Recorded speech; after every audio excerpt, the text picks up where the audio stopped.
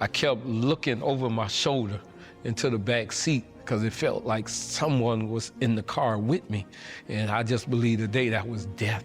He was riding with me and he was just waiting, for me to close my eyes. And I kept trying to hold my eyes open because I knew the moment that I closed my eyes that I was gonna lift them up in hell. In December of 1993, Kim Ivory was shot through the chest as he sped away from a drug deal that had gone wrong. I never felt fear like this before. I had been freebasing cocaine since '82. My life had taken a drastic spiral down. I began to do things that wouldn't bother my conscience that normally would have. Selling drugs and stealing had become a way of life. When he was 30, Kim was sentenced to prison for strong-arm robbery. While inside, he sought to clean up his life. I didn't want drugs back in my life. In my mind, in my heart, I didn't want it.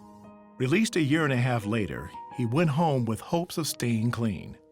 But as hard as he tried, the old habit came back.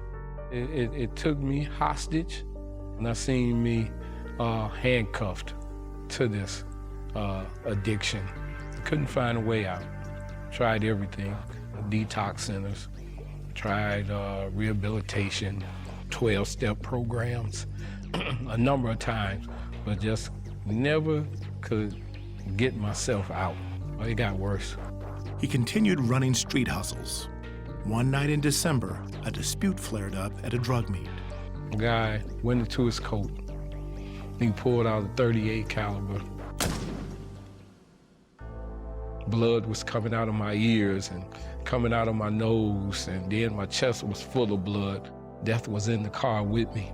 He was riding with me, and he was just waiting, for me to close my eyes. I began to call on God to save my life. I told him I was sorry, and that I was sorry for doing the things I did, and shaming my family name, and I just asked him to come in my life and just save me. I don't want to go to hell. I don't want to die. I don't want to go to hell. Kim pulled into a parking lot where he passed out. A security guard found him and called 911. When I woke up, I was in the ambulance, and one paramedic was taking the oxygen mask off my face.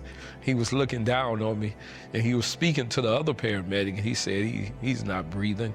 And the other paramedic just looked at me and shook his head and put his head down.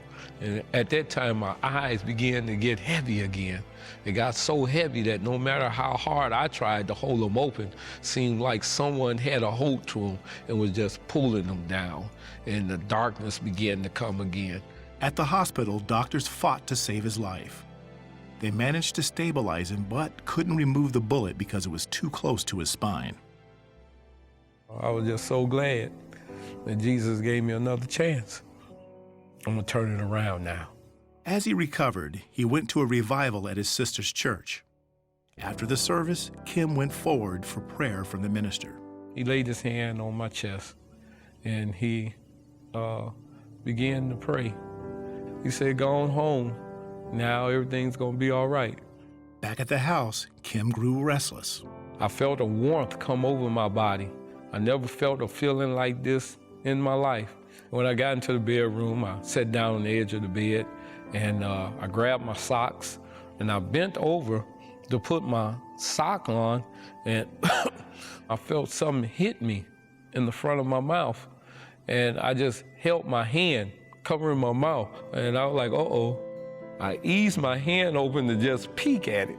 And the more I opened my hand and I saw that bullet sitting in my hand, I just began to scream and holler. I couldn't say words. I was just screaming and hollering. That night, Kim shared his miraculous story back at the church.